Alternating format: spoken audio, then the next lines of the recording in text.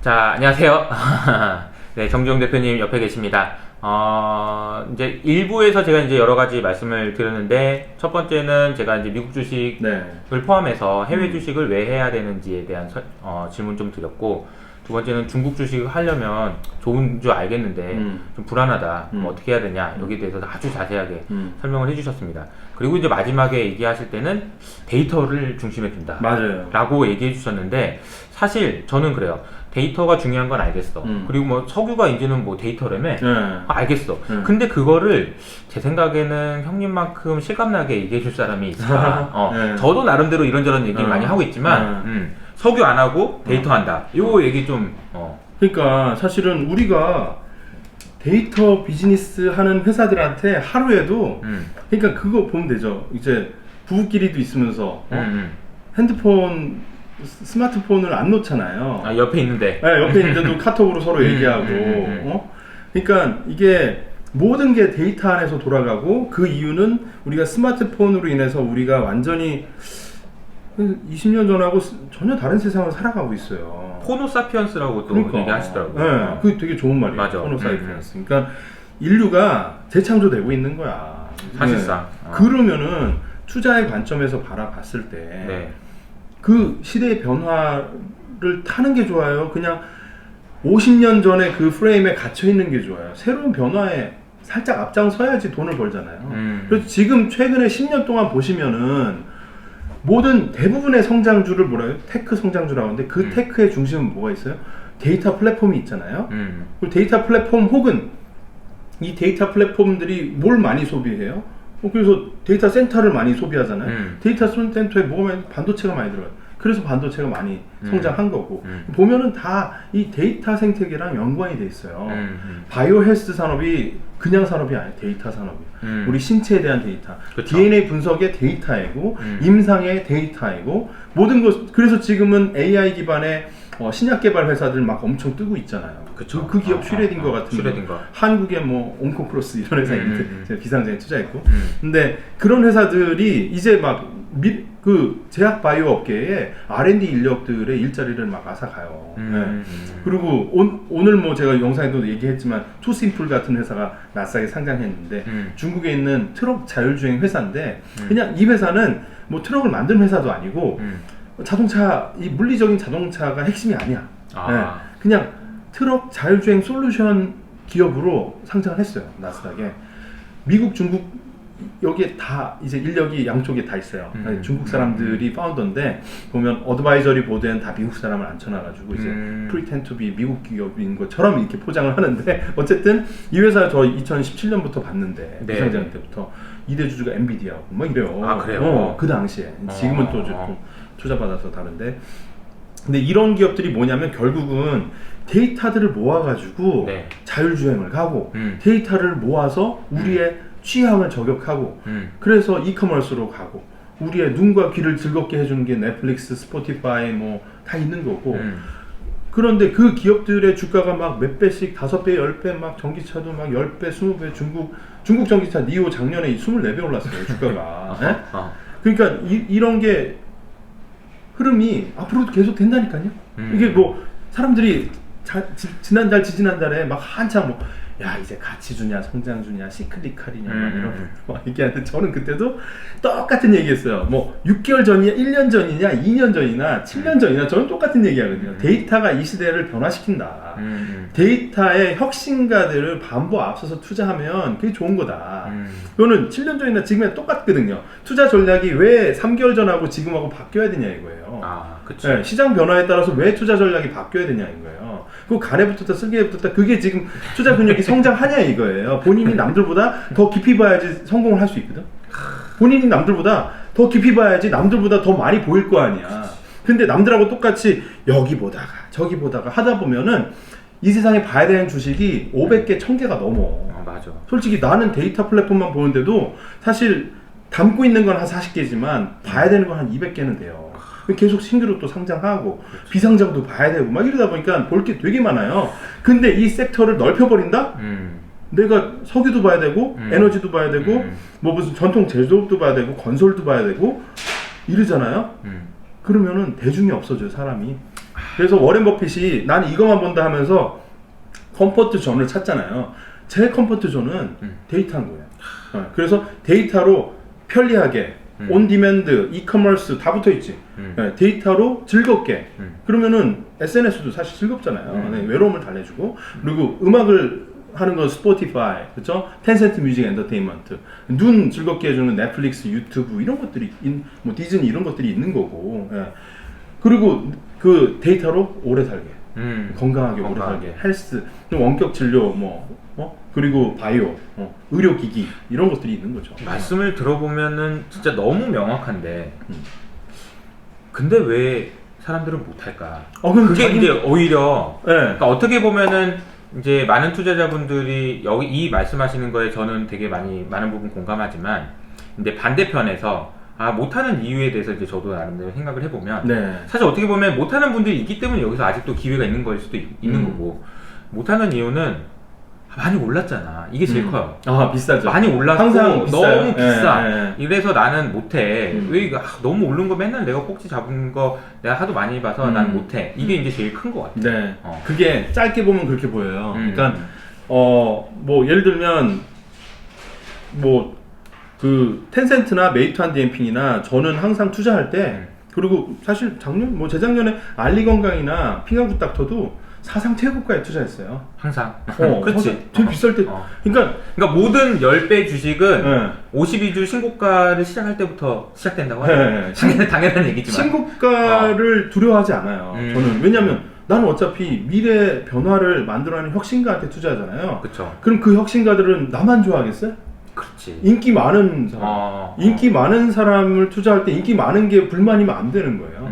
근데 그리고 그런 것도 있는 거죠. 그리고 이거 밸류에이션이 너무 비싸다. 그리고 이게 너무 근데 뭐 너무 비싼 거 아니냐. PSR 10배 평균적으로 제가 투자하는 기업들은 평균을 내봤어요. PER이 아니에요. 놀라지 마시고 PSR이 한 15배가 넘어요. 15배가? 너 투자했을 때가? 현재 담고 있는 기업. 지금 기업들이 평균적으로. 그러니까 이게 전통적인 방식으로 따지면 장난합니까? 지금 PSR이요? PER이 없어. 이익이 안 PER은 나니까. 없고. 그러면은 진짜 이거는 너무 위험한 투자 아니냐. 이런 관점이 많거든요. 그런데 저는 아마존을 벤치마킹으로 가요. 아마존도 계속 PSR이 뭐 5배에서 10배 사이 왔다 갔다 계속 했거든요. 10배는 잘 안 넘어요. 아마존은. 왜냐면 아마존이 너무 크니까. 그리고 성장성이 아마존이 1년에 2배 성장하진 않아요. 그렇지. 근데 PSR이 15배, 20배가 되는 회사들은 자신을 스스로 정당화하려면 연간 60에서 70% 이상은 최소한 넘어줘요. 매출 성장. 네, 매출 성장이. 60에서 70. 네, 그걸 위해서 손실이 나더라도 익스큐즈가 돼. 만약에 걔가 카테고리 킹, 자기 분야에서 1등이라면 세탁 분야 아니면 자기 분야가 전자계약이야, 다큐사인. 자기 분야에서 1등이라고 하면은 성장률이 한 50% 언저리로 나와주면은 익스큐즈가 되면서 PSR 10배, 20배 가더라도 그래, 너는 카테고리 킹이니까 나중에 언젠가 마이크로소프트나 구글이 이 지금 가격 몇 배 인수할 수도 있고 아니더라도 이 분야를 꽉 잡고 있기 때문에 예를 들어서 전자계약이다. 그러면 여기에 변호사들의 수임료나 이런 것들의 교란식으로 이제 변호사가 필요 없는 세상이 되겠구나. 계약서 드래프팅을 해줘. 인공지능이 진짜 실제로 지금 이루어진다니까, 다큐사인이. 미국 주식으로 다큐사인도 여전히 괜찮아요. 그러니까 비싸. 근데 PSR 계산해보면 투자할 수가 없죠. 너무 비싸니까. 그런데 시대를 변혁시킨다는 측면에서 그러면은 미국이 그래 밸류에이션이 제일 비싼 거예요. 그렇지. 이게 그런 기업들이 다 있습니다. 네, 홍콩만 와도 이런 계약서 이런 거 가지고 PSR이 10배가 넘어가기 쉽지 않아요. 그러니까 저는 이 말씀을 들어보면서 이런 생각이 드는 게 아마존이 만들어 놓은 세상이 있어. 그리고 아마존이 간 길을 많은 기업들이 따라가잖아. 그쵸. 근데 아마존이 먹은 거 말고 더 먹을 게 있나? 이런 한계에 대한 생각을 하기 때문에 사실 PSR 밸류에이션에 대해서도 부담을 느끼는 거거든요. 아니 이미 온라인화 많이 됐잖아. 뭘 또 이런 생각 하시는 분이 많단 말이에요. 그런데 사실은 그냥 전통적인 리테일 측면에서 아마존조차도 여전히 갈 길이 멀어요. 그러니까. 왜냐면 미국 전체 리테일이 얼마고, 그래서 최근에 아마존이 어느 영역을 갔냐면 퍼니처 가구 쪽을 갔단 말이에요. 홈디포와 이케아를 정조준하고 있어요. 전 세계를 향해서. 제 생각에 아마존이 언젠가는 저기도 가. 패스트 패션도 갈 것 같아요. 특허도 막 내놨어요. 저 희한하게 관심이 그런데 아마존이 낸 특허들 막 보면 희한한 게 다 있어요. 그러니까 제가 이제 막 그 유니콘과 좀비 기업에 비교하고 막 이런 얘기를 하고 막 그랬는데, 이 아마존과 같은 파괴적 혁신 기업들이 핸들링하는 그 품목이 많아지면 많아질수록 사실은 이건 엄청나게 디플레이션 압력이거든요. 그렇죠. 돈은 언제 보냐는 거지. 그런 생각도 좀 많이 들고. 이게 4차 산업혁명발 디프레션이죠. 맞아요. 진짜 엄청 큰 것 같아요. 엄청난 디플레이션 압력. 이거는 사실은 그래서 코로나랑 상관없이 지난 한 십몇 년간 이렇게 지속되었던 거야. 앞으로는 더 될 것 같아요. 왜? 희한하게 기업 성장은 이루어지는데 실업이 야금야금 심해져. 그러면서 사람들은 가처분 소득이 줄어들어. 그러니까 돈은 또 풀어야 돼. 맞아. 이런 상황이 되는 거예요. 그러니까 이게 저도 제가 설명을 드리면서도 이런 악순환의 고리나 막 이런 그 구조적인 문제 이런 게 언제 끝날까? 이게 과연 끝나기는 하는 걸까? 점점 심해질 수 있죠. 더 심해지지 않을까? 이런 생각이 많이 들어요. 그래서 거꾸로 저는 이렇게 비유를 드리는 게 마치 이게 숏을 하시는 분들이라면 그분들의 손발을 묶어놓고 때리는 거랑 비슷한 것 같아요. 이거는 돈을 안 풀 수도 없고 이건 디플레를 해결하기도 어렵고 이런 방금 말씀하신 이 구조적인 아주 단단한 이 연결고리가 풀리기가 어려워요. 근데 저는 긍정적으로 생각해요. 이게 최근에 그래서 역사에 대해서 뭐 1000년, 2000년 이 역사책, 저기도 역사책인데 역사책을 많이 보거든요. 투자에 제일 도움되는 건 역사다.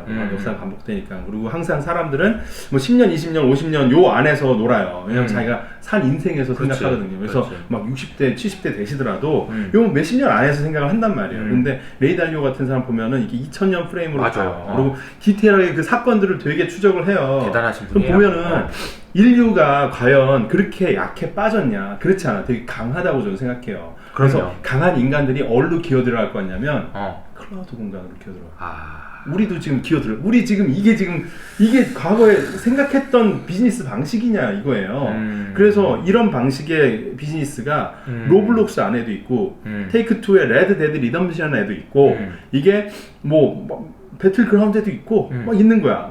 근데 이게 사실은 게임이 영화화되고 영화가 또 현실화되고 현실과 막 다 이렇게 블러해지는 거죠, 경계선이. 근데 사실 이 유튜브도 사실은 과거에는 면대면으로 만나야 되는 게 이게 방송이냐 아니면 캐주얼한 톡이냐 친구랑 만남이냐 블러하잖아, 경계가. 그렇죠. 이게 이런 경계들이 점점 사라지면서, 근데 그거는 단순히 우리가 유희의 인간일 뿐 아니라 여 안에서 생산적인 일을 하는. 지금 요즘 얼마나 생산적이야. 그러니까 요즘에는 아예 그냥 가상 공간에서의 그 생산, 공장도 가상 공간. 맞아요. 그래서 완전히 바뀌는 거예요. 생각을 해보세요. 산업혁명 이전에 막 50년, 100년 전, 산업혁명 기점으로 한 100년 전 사람이 산업혁명 이후에 100년에 딱 타임머신 타고 가면 이해가 되겠어요? 야, 농사 누가 줘? 생산은 누가 해? 나 기계가 하고 있잖아. 그러니까. 좀 뭐야? 이러잖아요. 그러면서 농업 인구가 과거에는 몇십 %였어요. 그치. 생산, 그러니까 사람은 노동하는 사람이었는데 노동은 누가 대신해줘? 기계 시대 이후에 산업혁명 이후에 기계들이 하는 게 됐잖아요. 지금은 어떻게 되는 거 같냐면, 오프라인의 생활에서의 경제 활동보다 클라우드 공간 온라인에서의 경제 활동이 비중이 앞으로 50년, 100년 후에 더 커질 것 같아요. 그게 이제 제가 비유로 말씀드리는 게 1970년대 여의도 그리고 강남의 사진 있잖아요. 강남 그 압구정 현대 아파트 앞에 소 끌고 농사 짓는 분들이 그 사진 있잖아요. 완전 상징적인. 그거 보면서 우리는 늘 저기다가 땅 하나만 사면 걸 요거잖아. 근데 사실 그게 불과 40년밖에 안 됐어. 그래서 데이터 생태계에 투자를 해놓으면 미래 그렇게 되는 거에 거길 이제 길목을 투자를 하게 되는 거예요. 근데 어떤 회사가 10년 후에 아마존이 될 줄 모르잖아요. 너무 많으니까. 분산하고 영역별로 1등 회사들을 계속 추적하면서 공부를 하면서 그래서 이제 가설이 깨졌는지 검증하는 데는 1년, 2년 걸린다는 거예요. 이거 3개월 안에 해결이 안 돼. 그리고 사람들이 되게 웃긴 게, 나는 이 데이터의 인류 변화, 습관의 변화, 막 진짜 비즈니스 모델 이런 거 보면서 투자를 해요. 투자할 때는 되게 고귀한 정신을 가지고. 근데 팔 때는 어떻게 파는지 알아요? 왜요? 대부분의 사람들은 팔 때 테이퍼링이 나타날 거야. 이렇게 유가가 떨어지고 막 이렇게 뭐 글로벌 자금이 빠져나가서 5% 하락하면 팔아. 아니 그러니까 이제 약속을 스스로 어겨요. 이 테이퍼링이 됐든 뭐 금리 인상이 됐든 이거 제가 늘 얘기하는 그 매크로와 관련된 얘기는 이거는 따로 노는 거예요. 이거는. 그리고 여기에서 혁신은 그러면은 뭐 금리 올라가면은 안 할 거야? 그러니까 안 할 거야. 그거 아니잖아. 그러니까 투자 스트레이터지인데, 그러니까 예를 들어서 거시는 누구한테 필요하냐면 채권 투자자나 그리고 기관 투자자한테 필요해요. 왜 기관 투자자는 수익률을 6개월, 1년 단위로 계속 평가받잖아. 맞아. 그러니까 돈 주고 그런 사람들이 사실 그렇잖아요, 그죠? 고객들, 그럼요. 기관 투자자들, 맞아요. 개인을 위한 거 아니란 말이에요. 개인이 기관처럼 그렇게 막 빈번하게 해서 1년 단위로 수익을 검증을 받을 거냐? 근데 저는 좀 그거는 더 피곤한, 저 스스로 그렇게 안 해요. 저는 이제 회사 차원에서는 상장 주식 안 하기 때문에 제 상장 주식 투자 포트폴리오는 나 개인을 위한 거거든요. 내가 돈 벌려면 내 생업이 있고 회사 일도 해야 되고 막 할 일이 되게 많은데 글도 쓰고 책도 쓰고 막 해야 되는데 주식을 언제 막 내가 그렇게 샀다 팔았다 해. 그러니까 훨씬 편한 거는 그냥 맛집에다가 투자하는 거예요. 그러고 나서 한 2년 3년을 기다리는 거예요. 그래서 평균적인 듀레이션 제가 갖고 있는 홀딩 기간이 최소 1년, 그리고 길면은 2년 3년, 더 길면은 그냥 계속 안 팔아요. 비중만 조절하지. 그러니까 이제 그렇게 오랫동안 가지고 있을 수 있는 주식을 발굴하는 것도 실력. 그렇죠. 근데 그것보다 더 힘든 건 저는 안 파는 게 실력이야. 솔직히 좋은 주식 발굴하시는 분들 많아. 근데 안 파는 게 실력이야. 왜냐면 엄청 팔고 있거든. 이거는 저는 그렇게 생각해요. 투자라는 거는 인간이 가지고 있는 본성과 역행하는 거다. 그래야 돈을 벌 수 있다. 왜냐면 남들하고 똑같이 하면 돈을 벌 수 없으니까. 맞아요. 근데 역행한다는 것 중에 제일 힘든 것 중에 하나가 안 파는 것 같아. 진짜 팔고 싶거든. 그래서 투자자는 어떤 그 창업가의 비즈니스 파트너, 저 회사에 나는 동업자다고 생각하면은 좀 미안해져요. 팔면. 그렇지. 야, 얘는 미안한데. 스타벅스 회장님한테 미안한데, 막 이렇게 그 미안함을 느껴야 돼. 그런 마음이 느껴져요. 그러니까 근데 IR 자료를 매 분기별로 보잖아요. 정들어요. 1년, 그래. 2년째 보면은 정들고 내가 여기 다니고 있는 직원 같아요. 그러니까 메이턴 댐핑 같은 경우는 저는 진짜 회사 다니는 사람보다 내가 아마 더 많이 알 수도 있어요. 진짜. 메이턴 댐핑 왕싱 회장이 한 4년, 5년 전에 한 얘기도 막 어록 적고 막 그랬거든요. 그리고 그 회사 다니다가 나온 창업 동지가 한 말도 막 제가 적고. 그러면서 막 더블 체크로 이 회사의 코퍼레이트 DNA, 기업 문화가 어떤지를 2중, 3중으로 확인하다 보니까 너무 많이 암기를 하게 돼. 텐센트 10년 전 모습도 제가 다 기억하고. 알리바바 마인 회장이 왜 10년 전에 글로벌한 공분을 샀는지 알리페이 삥땅 쳐가지고 막 이상한 짓 하고. 그러니까 그 사람은 난 10년 전부터도 생각했어요. 이 사람은 좀 사람이 약간 위험하다. 선을 넘나드는 사람이다. 마윈 회장. 그러니까 언제든지 또 터질지도 모르다. 근데 작년에 터진 거예요. 그래서 작년 영상 보시면 제가 상반기부터 쭉 얘기했어요. 마윈 회장 리스크가 있기 때문에 알리바바 계열사는 안 하는 게 낫다. 그 이유가 아니라 전부터 얘기했다니까요. 왜냐하면 분위기가 이상해. 뭐야 이런 감까지 있어 또? 근데 그거는 느낌은 한 주식을 오랫동안 보면 10년째 보잖아요. 전 10년째 봐요. 텐센트, 알리바바는 지금 물려 진짜. 그만 보고 싶어. 꿈에도 마인 회장이 나타나고 마하텅 회장이 나타나고. 왜냐하면 이 두 개의 갈래길, 이 두 개의 흐름을 안 보면은 지난 10년 동안의 중국의 민영 기업의 역사를 모르거든요. 그렇구나. 이걸 알아야 되니까 어쩔 수 없이 공부하다 보니까 힘든 거죠. 말씀해주신 부분을 들어보니 정말 참 여러 가지 감회가 새롭습니다. 데이터에 대한 얘기도 있고 여러 가지 얘기를 해주셨는데, 근데 제가 질문 드리고 싶은 거는 그런 거예요. 형은 영어도 잘하고 중국어도 잘하니까 그런 거 아니에요? 그래서 일반 장점이 있어요. 장점이 있어요. 그걸 극복하기 위한 방법이나 팁 같은 거. 구글 트랜슬레이션. 구글 번역기가 나보다 똑똑하더라고요. 그래서 제가 번역을 되거든요. 그러니까 영어, 중국어 번역, 회화 웬만큼 다 되는데 요즘에 편하게 그냥 번역기 돌려요. 진짜? 번역기 진짜 정확해요. 진짜 정확해. 저도 솔직히 많이 씁니다. 해외 논문 볼 때 정말 많이 써요. 그냥 돌려놓고 하는 게 내가 한글이 편하니까. 그래요. 그리고 이상한 것만 한번 다시 읽어보면 되잖아. 찾아가지고. 그런데 투자 관련된 건 오히려 되게 집독직하기 때문에 구글이 정확해. 특히 공시자료 이런 거, 보도자료는 슈퍼 정확해요. 아 진짜. 왜냐하면 그거는 사람이 말할 때도 공식적인 얘기. 이게 그렇지, 여기다가 그렇지. 뭐 은유나 비유나 이런 걸 안 쓴단 말이에요. 그러니까 그냥 뭐 A는 B다. 문학책이 아니잖아. 그냥 서술이기 때문에 그리고 중간에 숫자 들어가고 하니까 너무 정확하게 번역. 네, 그냥 구글 번역. 점점 더 번역 잘할 텐데. 이제. 네. 그래서 여러분에게는 구글이 있어요.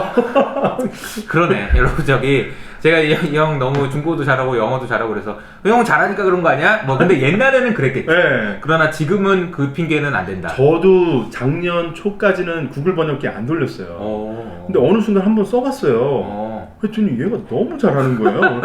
내가 왜 이거를 그래도 번역을 하니까 이제 한글 독해보다 느리거든요. 중국 독해가. 이걸 왜 하고 있지 하면서. 근데 형이 그 정도 느낄 정도면 이제는 진짜 사람들이 번역도 많이 덜 하게 되고 거기에 완전 의존하겠다. 맞아요. 그러니까 그냥 하시면 돼요. 그렇구나. 이렇게 끌고가지고 구글 트랜슬레이션에다가 붙여넣기만 하면 한국어로 변환하면은 진짜 0.1초 만에 나와요. 얼마든지 원하는 대로 할 수 있다. 그리고 구글 파이낸스도 기능이 여러분들이 많이 활용 못하는 부분도 많은데 구글에서 검색창에서 그 회사 이름 넣고 스탁 검색하면은 그냥 이제 웹사이트가 나오는 게 기본 화면인데 두 번째 탭을 딱 클릭하면은 구글에 파이낸스 탭이 있어요. 맞아. 파이낸스 탭 누르면은 거기에 알아서 인공지능이 내가 알리바바를 딱 띄워놨잖아요. 그럼 아마존 아래다가 버튼이 딱 생겨요.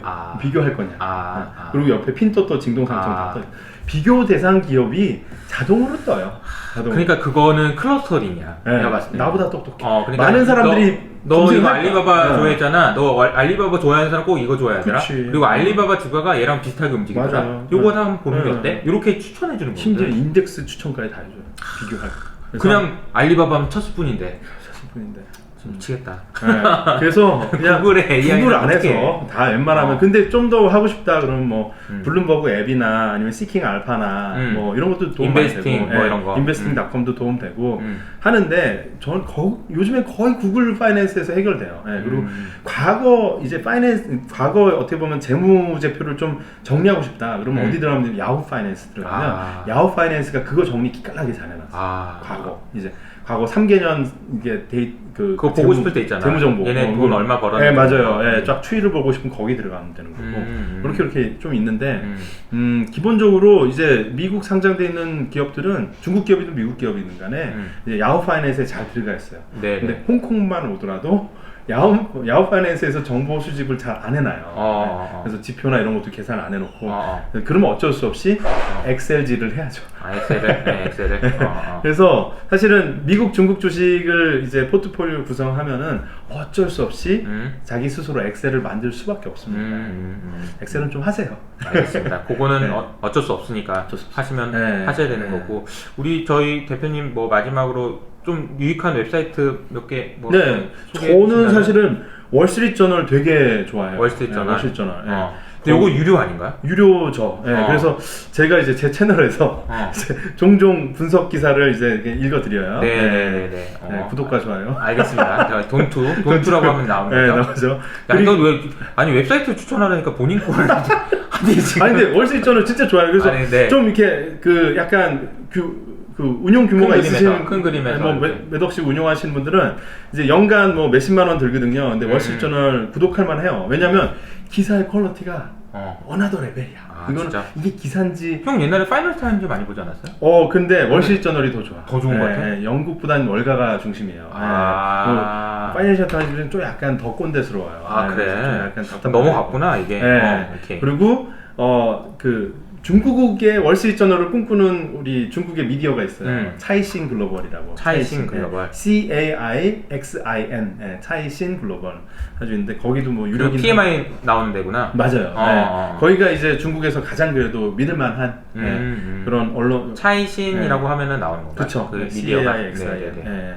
그래서 거기 보면은 뭐 중국의 동향 다 잘 파악이 되고 요즘 중국 로컬에서 바라보는 뭐 테크 기업들이나 이런 변화에 대해서 중국의 로컬 시선을 알 수 있어요. 월스트리트저널하고 차이신 글로벌을 꾸준히 보시면은 이제 좀 균형 잡힌 시각을 갖게 될 수 있죠. 알겠습니다. 마지막 팁까지 너무 감사드리고 대표님하고 얘기를 하면서 뭐 거의 이제 1시간 가까이 얘기를 했는데 개인적으로는 한 2시간, 3시간 얘기한 것 같은 느낌.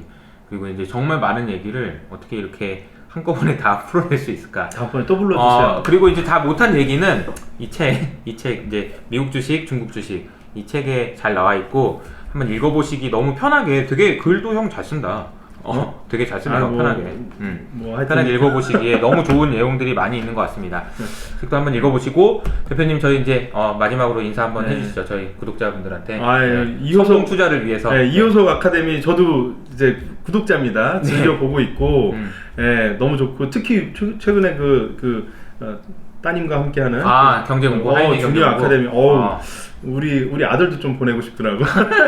너무 좋은 것 같아요. 같이 공부하고 이렇게 하는 거죠. 그래서 이렇게 종종 함께 합방해도 좋을 것 같고 진짜 이호석 아카데미 구독자분들은 공부하시는 분들인 것 같아요. 맞아. 이게 난 너무 좋아요.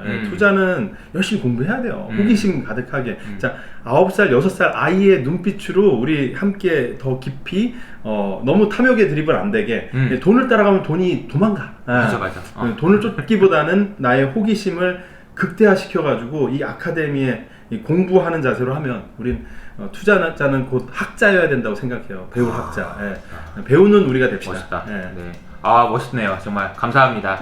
이호석 아카데미의 구독자분들은 학자가 되는 걸로 그러면서 돈도 많이 버시는 투자자로서 성공하시고 돈은 따라오는 거니까. 맞습니다. 네네. 감사합니다. 대표님 다음에 또 초대할게요. 네. 감사합니다. 감사합니다.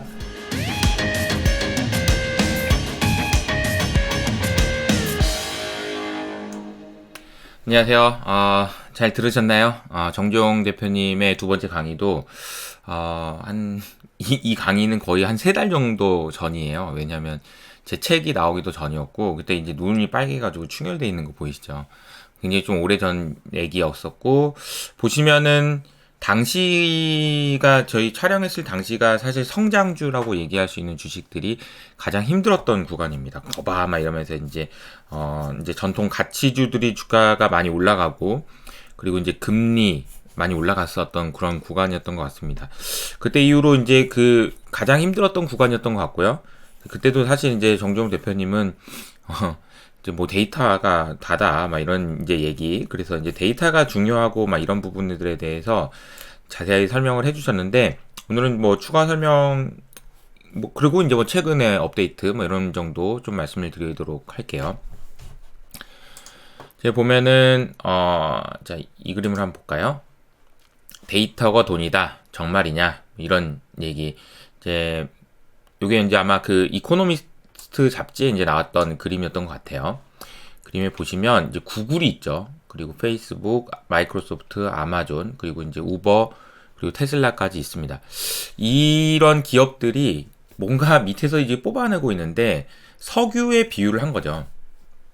데이터를 뽑아내는데 이게 공짜로 뽑아내고 있는 것 같다라는 느낌을 주는.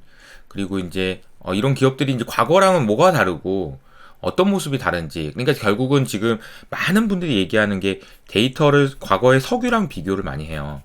그러니까 이제 데이터가 돈이 되는 시대다. 그리고 석유가 뭐 어떻게 되는 거냐 이런 이제 비유를 많이 하는데 그런 비유를 많이 하는 이유가 있는 것 같아요.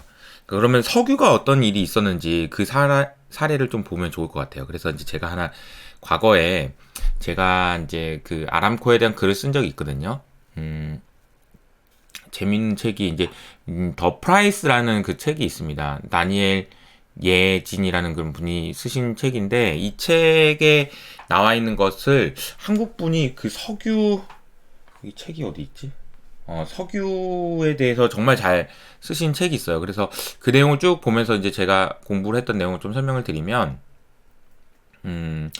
이런 질문이에요. 아람코가 혹시 미국 회사였던 거 아세요? 아람코가 처음에는 이게 이제 보면은 아람코 있잖아요. 여기 보면 아람코 있죠. 아람코가 아베리안 어메리칸 오일 컴퍼니란 뜻입니다. 그러니까 미국 회사였었어요. 아람코가. BP는 영국 회사였었죠. 그래서 BP가 이란에 있었고 그리고 이게 이제 영국 회사였고 아람코가 사우디 회사였고 이게 미국 회사였습니다. 그래서 이제 지금 역사를 보면은 중동의 역사를 보면 이란과 사우디 뭐 영국과 미국 이런 뭐 엄청 계속 싸우고 막 이런 거 있죠. 근데 이제 그 싸움의 근본을 그냥 쉽게 설명드리면 이런 것 같아요. BP가 이란한테 가서 석유가 거기 땅에 있는 걸 알고, 근데 이란 사람들은 이게 석유가 뭔지, 이게 뭘 어디다 써, 이거 뭐 시커먼 거 이거 이렇게 생각을 했었는데, 영국 사람들이 가가지고 이거를 기계를 만들어가지고 이거 캐내가지고 그걸 가져가서 이제 돈을 받고 이제 팔고 돈을 받고 이 시대를 만들어냈던 거죠. 사우디 아람코 미국도 같은 관계입니다. 그러다 보니까 어떻게 되나요? 이란은 열받는 거죠. 야, 이거 내가 우리 땅에서 나는 거야, 이거. 왜 니네 그걸 공짜로 가져가? 이거 돈 더 내놔. 이 싸움이 사실 그 중동의 역사였다라고 봐도 과언이 아니인데, 아람코와 미국 간의 관계는 아마 이거는 이제 좀 약간 음모론 비슷한 얘기여서 좀 조심스럽긴 하지만, 아람코가 가지고 있는, 원래는 이제 미국 회사였다가 아람코가 사우디 회사로 넘어가는 그때 당시에 나오기 시작했던 용어가 페트로달러라는 얘기가 나왔고, 즉 원유는 달러로만 거래한다라는 얘기가 나왔습니다. 그래서 이제 아람코가 넘어간 거 아니냐 그런 얘기들도 있습니다만, 그게 이제 사실인지 여부는 뭐 잘 모르겠습니다. 저도 근데 가능성이 높다라고 생각은 하지만 그럴지 모르겠어요. 근데 이제 결론적으로 여기서 말씀드리고 싶은 건 뭐냐, 그만큼 석유에 대한 패권, 석유에 대한 싸움이 굉장했었다는 얘기고, 그 과정에서 누가 이겼고 누가 결국은 석유를 지배했고 누가 석유를 통해서 부를 쌓아왔고 발전을 시켰고 인류를 이렇게 했느냐, 이게 사실 이제 지난 40년 동안의 그런 역사라고 볼 수 있을 것 같아요. 지금은 어떠냐? 지금은 이런 상황인 거죠. 지금은 구글이 어디다 빨대를 꼽아놨냐면 유럽, 전 세계, 우리나라의 네이버와 카카오를 제외한 전 세계에 빨대를 지금 꽂아놓은 상황입니다. 그러니까 지금 데이터가 쑥쑥쑥쑥 다 나가잖아요. 사람들이 구글에다가 어떤 검색을 하고 있는지, 어떤 검색을, 이거 한번 말씀드려볼까요? 그러면 검색 보면요, 구글의 메인 페이지는 딱 한 줄로 돼 있죠. 아무것도 없어요. 아무것도 없는데 그냥 구글. 근데 구글에다 검색하면 어떤 프로세스를 거쳐서 여러분이 그 페이지를 보게 될까요? 내가 어떤 말을 검색할 때 구글에다 검색했을 때랑 네이버랑 검색했을 때랑 차이가 많이 납니다. 저는 리서치를 해보면 더 차이가 많이 나는데 결과물이 달라요. 그 얘기는 뭐냐면, 내가 검색을 눌렀을 때 그 검색의 성과는 내가 궁금한 거를 보여줘야 돼요. 그죠? 내가 궁금한 걸 보여주기 위해서는 뭐가 필요합니까? 얘가 뭘 궁금해 하는지를 알아야 돼요. 첫 번째가 그거예요. 두 번째는 보여줄 수 있는 데이터베이스가 쭉 있어야 돼요. 보세요. 제가 예를 들어서 오늘 데이터라고 쳐봤다고 해봅시다. 구글에서. 그러면 데이터라고 친 이유가 뭘까? 구글이 생각하겠죠. AI가 생각할 겁니다. 그리고 나서 뭘 보여줄까? 내가 가지고 있는 게 이렇게 있는데, 가지고 있는 것 중에서 이제 뽑아야 될 거 아닙니까? 순식간에. 근데 그 뽑을 때 정리가 잘 돼 있지 않으면 뽑을 수가 있을까요? 못 뽑아요. 이게 정말 이거 데이터가 혹시 이렇게 질문할 수도 있는데, 이 글은 뭐고 이거는 뭐고 쭉 정리를 해놓는 거죠. 책장 정리를 쫙 해놓은 것처럼. 그리고 나서 이게 보면 요거구나 이렇게 쫙 뽑아가지고 보여주는 거예요. 근데 그 과정이 이게 진짜 어려운 거예요. 그러니까 구글에 아직도 수만 명의 그 데이터 사이언스 그리고 개발자들이 있는 거예요. 그게 정말 어려운 일이기 때문에 그렇습니다.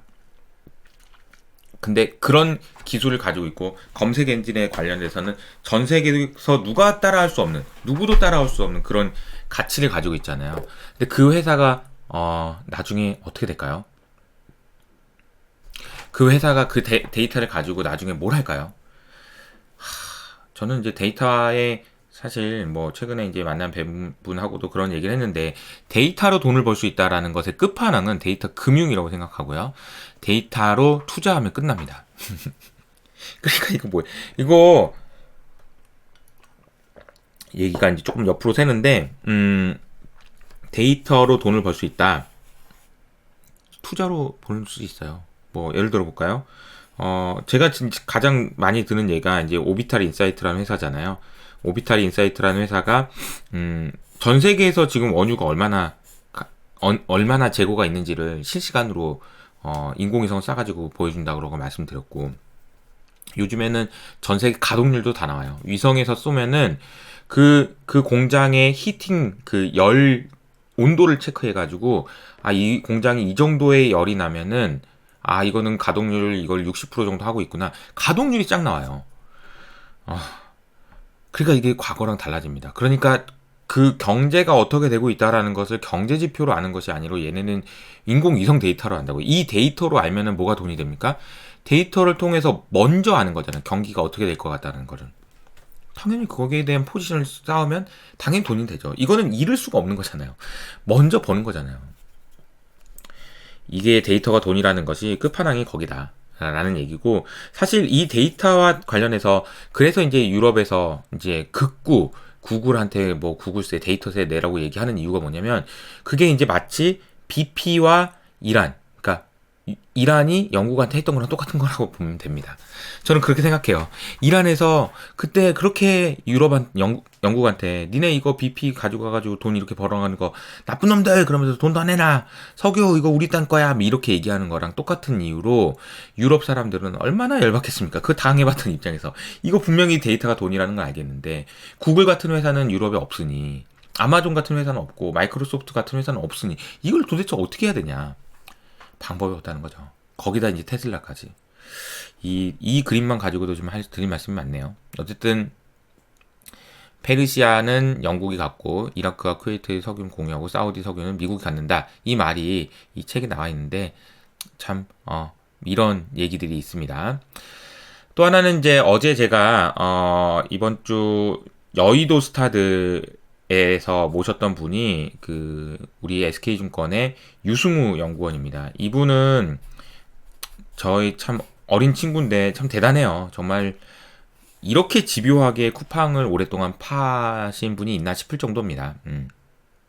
정말 쿠팡에 대해서는 진짜 끝판왕인 것 같아요. 정말 열심히 스터디를 하시고 리서치를 하시는 분인데, 이분이 최근에 또 인덱스 보고서를 내면서 우주의 기운이 모인다, 이런 얘기입니다. 쿠팡에 대한 이야기인데, 사실 이제 정말 많은 얘기들이 들어 있어요. 그 중에서 이제 손정희 회장에 대한 이야기가 있고, 손정희 회장님에 대해서 이분이 이제 투자하는 스타일이 결국은 다 먹는다라는 겁니다. 어쨌든 어떤 식으로든 손정희 회장의 소프트뱅크와 피가 섞인 소프트뱅크에 투자를 받은 회사들을 보면, 한국의 네이버, 쿠팡, 네이버 쇼핑, 쿠팡, 네이버 페이, 그러니까 메신저와 포탈, 커머스, 물류, 페이, 이게 다 있는지 여부에 따라서 달라지는데, 이 그림이 옆에가 이게 잘렸네요.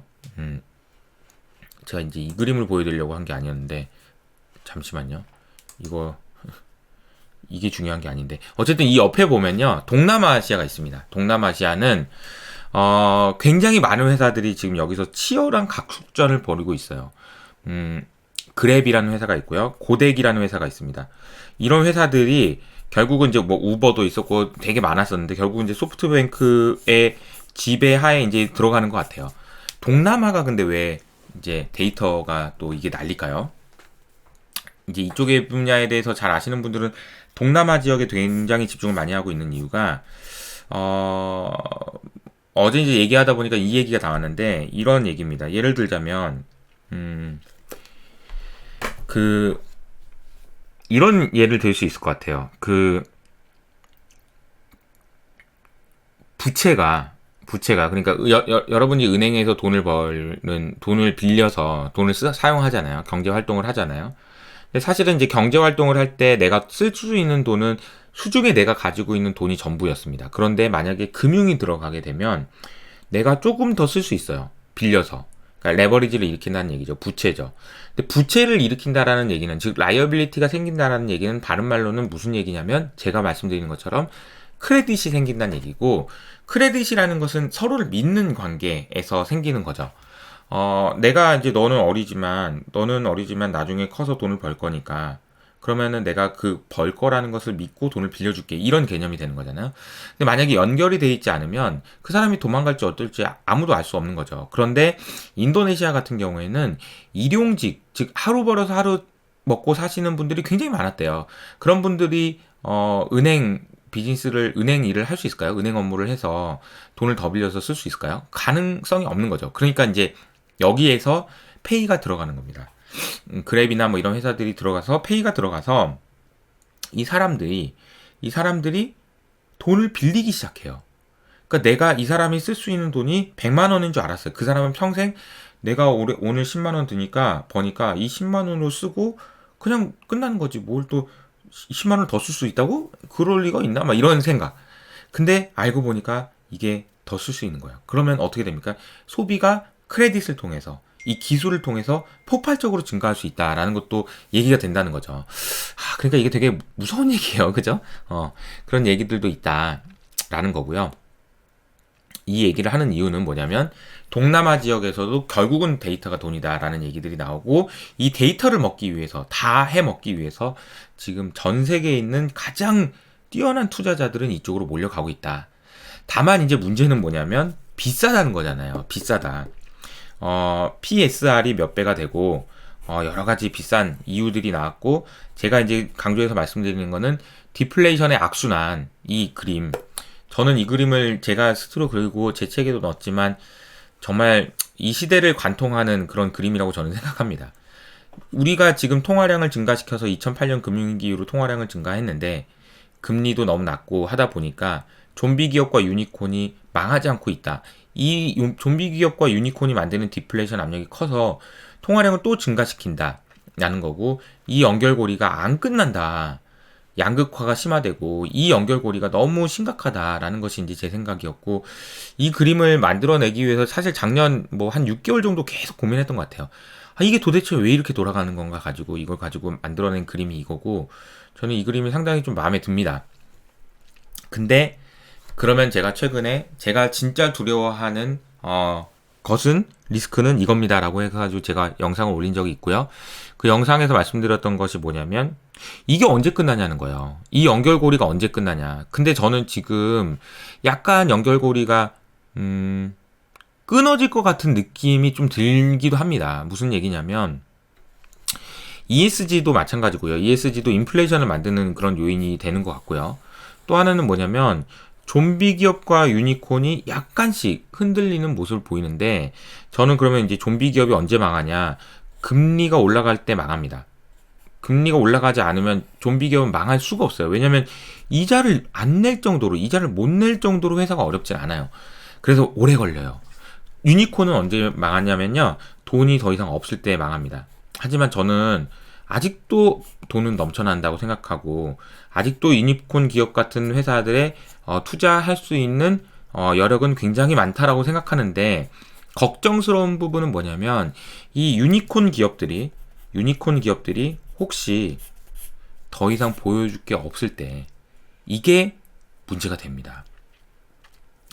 더 이상 보여줄 게 없다는 얘기는 뭐냐면 지금 이 유니콘 기업들이 가고 있는 그 길은 계속해서 성장해서 내가 독점을 할 테니까 독점을 하게 되면 내가 돈을 다 먹는다는 거잖아요. 그럼 돈을 다 먹는다는 건데 거의 독점화 되고 있어요. 예를 들어. 근데 독점을 해도 네가 그만큼은 못 버는 것 같은데? 라는 얘기가 나오면은 좀 많이 우르르 무너질 것 같아요. 그걸 알게 되는 시점이 언제일까요? 저는 잘 모르겠습니다만 저는 이제 이번에 이제 2008년 금융위기 2009년부터 시작된 이 사이클이 끝나는 시점, 끝나게 되면 뭐 때문에 끝나냐라고 생각을 하면 전 여기서 이제 균열이 생길 때가 끝날 거라고 생각하거든요. 근데 저는 이제 보면 그런 의미에서 이제 쿠팡도 관심 있게 보고 있고 아마존도 관심 있게 보고 있는데 제가 그날도 말씀드렸지만 이 사진 조금 무서운 사진이니까 좀 긴장을 하시고요. 이 사진이요. 좀비콘이죠. 유니콘인데 좀비예요. 와, 이게 진짜 무서운 사진인 것 같아요.